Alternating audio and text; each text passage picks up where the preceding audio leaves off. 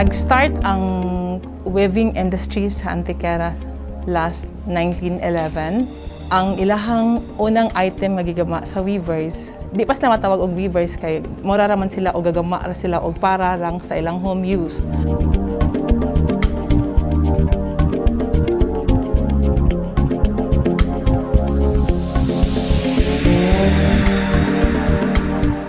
'80s ning abot ang DTI. Ang lungsod sa Antequera maoy gadeklarar nga ang basket gyud maoy amo ang ipakadak-an gyud para sa livelihood sa mga tao.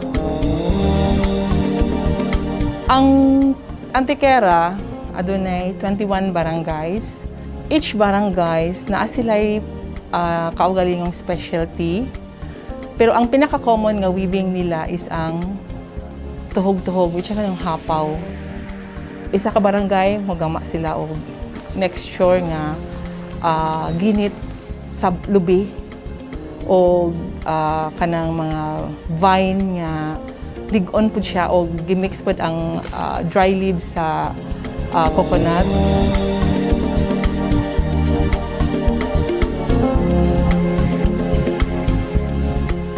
Ako si Ricarda Hermosissima, taga Danao, Antequera, Bohol.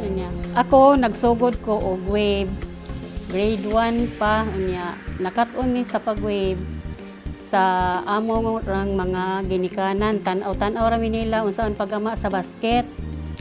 Hantod nga nakakat-on mi. Kini nga materialis sa gisi, buli, nito, uway, kanang mga butong, daghang klase nga himuonon sa basket niya. Ang amo karon nga priority nga gigama kaning uway kay mao may kusog sa market ang uway karon. Dako namong pasalamat sa LGU ug sa DTI. Ilaming gitabangan sa pag-promote sa among produkto, gihatagan og mga design.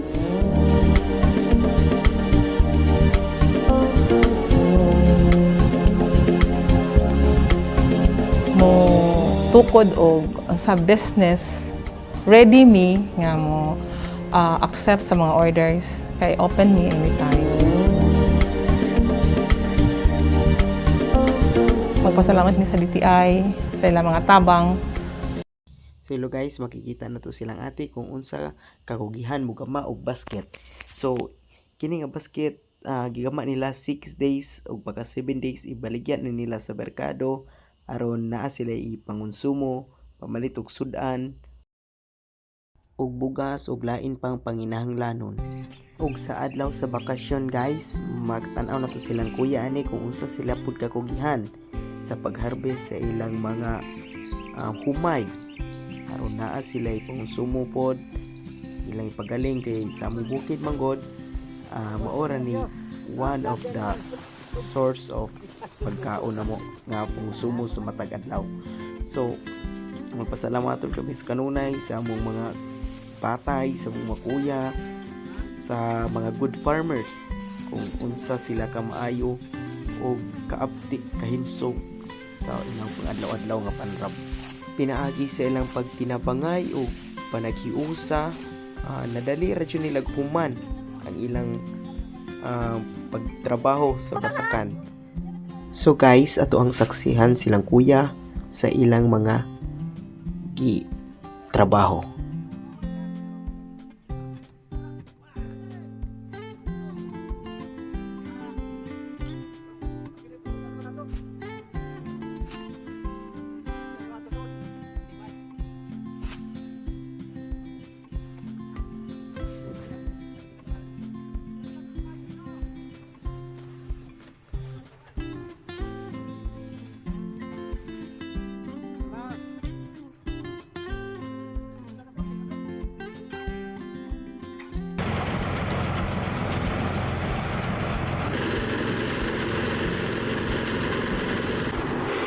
Magpasalamatun kita kanunay sa ilang mga kaayo, katihan na mag-produce ng mga pagkaon. Eh wala ni sila guys, saon na lang ito ang kinabuhi, walay mag-produce itong pagkaon. So guys, mudong na ta sa tubig dako nga usa sa mga maayong liguanan sa amuang barangay. So makita nato dinhi og usa ka anindot liguan kini nga suba. So makita nato na kung unsa kadaghan ang tao dinhi maglaba samot na ron kay ting init. Wala joy mga tubig ang mga barangay. So ani jud sila permi kada Sabado, Domingo o lain pang mga adlaw para maglaba. So magita na to sa kanindot sa lugar, kalhinlo, katinaw sa tubig. So sa among barangay guys, makita na to nga galiga, kapaliga ang among iski. So dili lang mga kabataan, kundi apil pod ang mga atong mga angkol, mga tito nga mag-enjoy sa pagduwa og basketball. Makita na to unsa kalingaw sila nga gakatan-aw sa maong event. Kung naay mga okasyon, di jud malikayan nga dili magkatapok-tapok. Makita na to sila ang ate dire nga nag-enjoy, nagsayaw-sayaw, kanindot nga tugtog sa mga awit ug musik.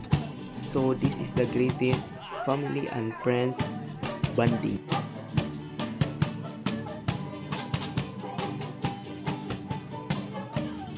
Matanaw po na to silang kuyan dinhi guys kung unsa sila kakugihan sa ilang pagkinabangay nga iangat o ibalhin ang payag ni tatay dito sa iyang yuta. Og labaw sa tanan dili sa pagpauhi ang mga student gikan sa among barangay sa pag-perform sa pag-attend sa maong event which is the basket festival. Ug makita nato kung unsa sila ka creative ug ka talented ug pinangilohan gihapon sa atong mga supportive nga teachers ug staff sa among eskwelahan. Pinaagi ani nga performance gipakitaan og importansya ug pagpahalaga ang basket dili lang sa among barangay kundi sa tibok lungsod sa Antequera. So ato ang saksihan guys kung unsa sila kaanad sa maong pagsayaw silang performance.